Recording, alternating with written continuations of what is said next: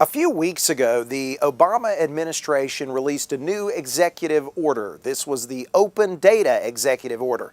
In a statement, President Obama said that this would drive innovation by opening the floodgates of government data to the general public to innovate, to create new products and services that we can all know and love and use. He cited things like GPS, the Global Positioning System, government data, which ultimately was used to create things like Google Maps, services that we use that we all have in our smartphone devices today. And that's all well and good, but why do we need it? And that's the bigger question.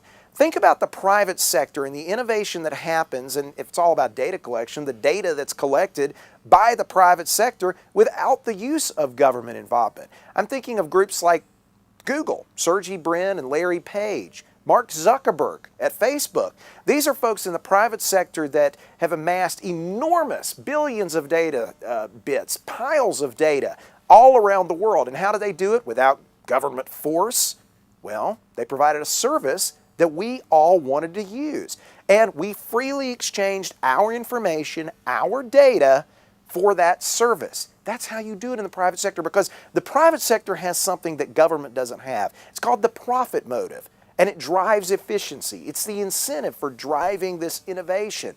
Now, the government needs us to take credit for the ideas that we come up with, because ultimately, the only innovation they provide is innovative ways to take our money and take our time in the compliance that's involved with taking our money.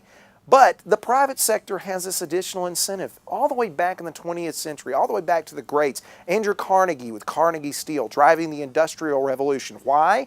Well, we needed the steel because we wanted to build tall buildings. We wanted to move people closer together in metropolitan areas. There was a consumer need there to bring us together so we could work more efficiently and live more efficiently.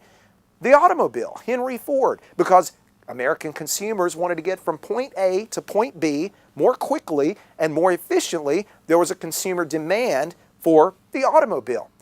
All of these things are done in the private sector. We don't need the government. We don't need the IRS using force rather than the incentive and the profit motive to collect all of this information for us, because we have something even greater. We have innovation driven by our own need to get ahead.